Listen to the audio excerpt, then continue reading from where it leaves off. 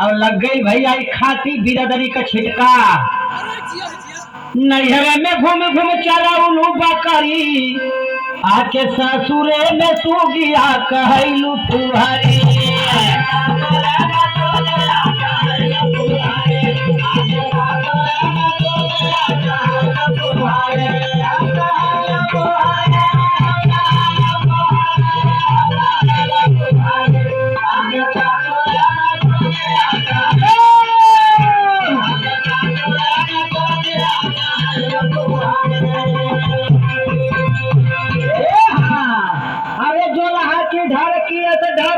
गाइलू आगे पीछे नहीं बुझलू बहक गई।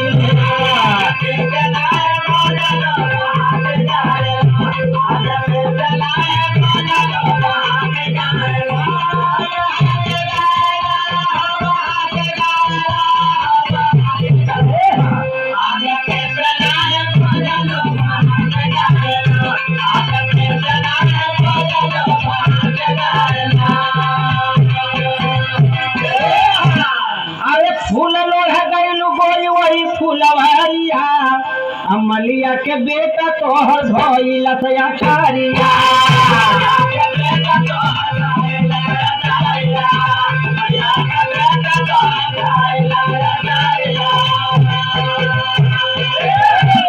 अरे नाकी में पहिर के तीन पातिया झूलानिया, पलहना का मेला देख जालू दिल जनिया।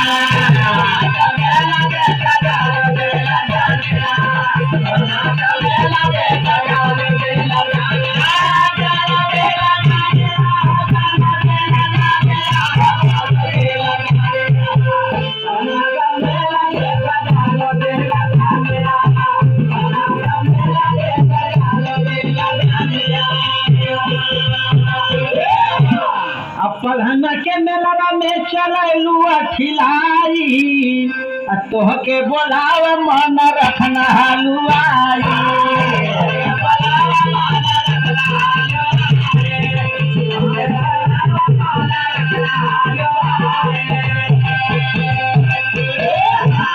तोहरे झूलनिया पे बोली चली जाई, बड़ी मीठी लागले तोहार बोली चिरई।